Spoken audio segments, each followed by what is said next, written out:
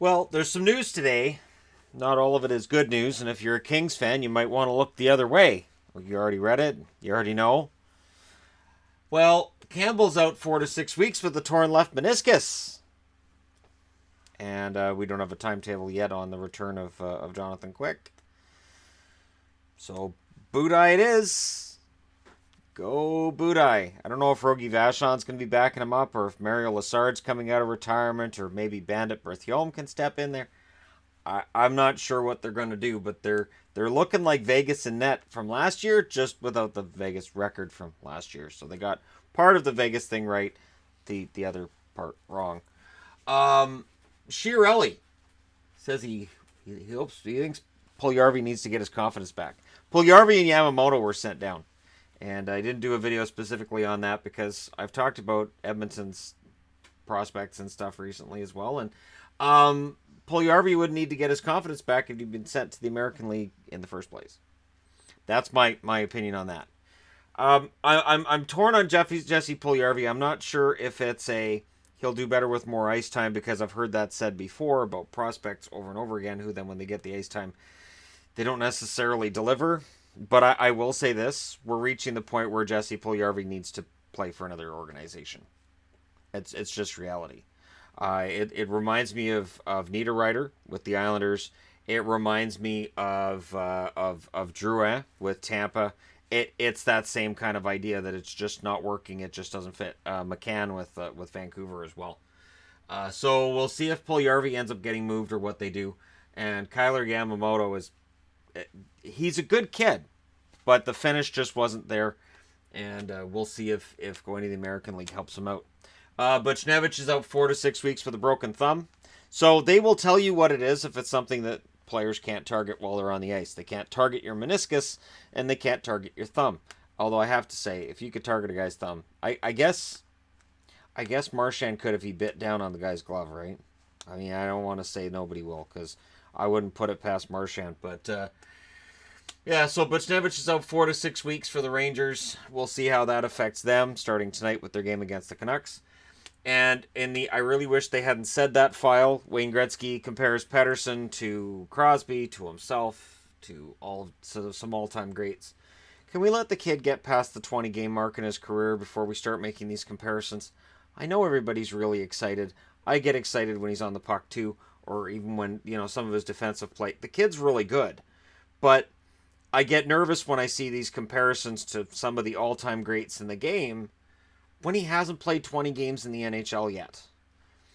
I worry that they're going to put a lot of pressure on him, and that as a 19-year-old kid who just turned 20, that pressure could cause you to start having some problems. Maybe you squeeze your stick a little bit harder. Maybe you start overthinking things. Right now, everything just looks effortless. Seeing Gretzky comparing him to himself, it's like, oh, please don't do that, Wayne. Please just don't. And again, I'm as excited about Pettersson as any other Canuck fan. Absolutely. But the comparison, it's starting to remind me of Maple Leaf fans with Matthews, and how there's this obsession with Leaf fans about, is he this generational? Is he this great, fantastic talent? Just let him play. Just let them play and write their own story.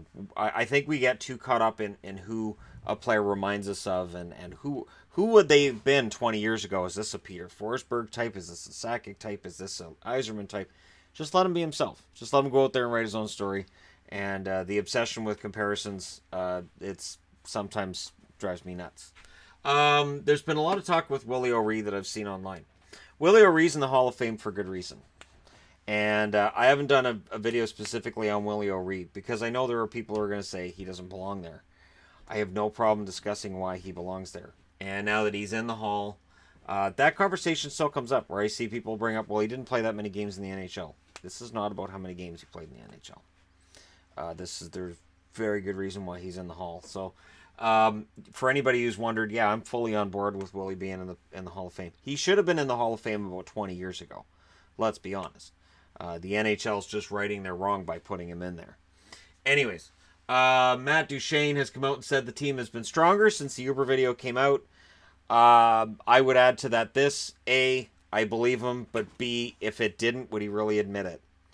if this was really the thing that caused the whole locker room to fray and have problems, would he really come out and say so? Probably not.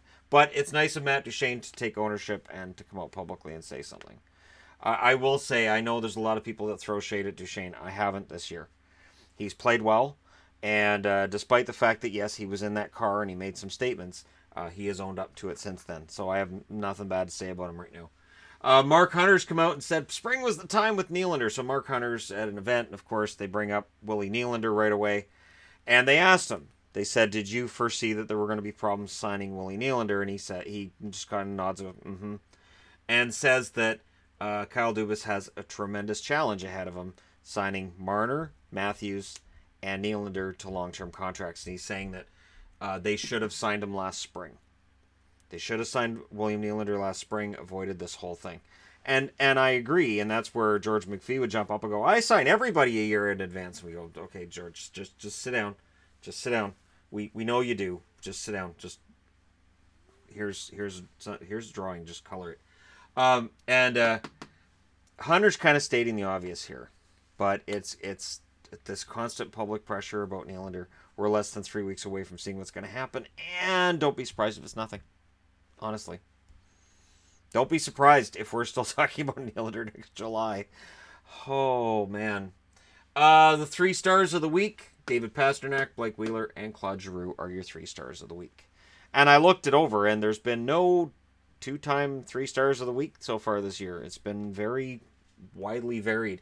But Pastrnak, he is the number 1 goal scorer in the league right now. He's got 16, and he's off to one heck of a start. Being on a 65 or 70 goal pace, it's not too bad. I don't think he's going to stay there, but you know what? The Bruins' first line has surprised me so far, so you just never know.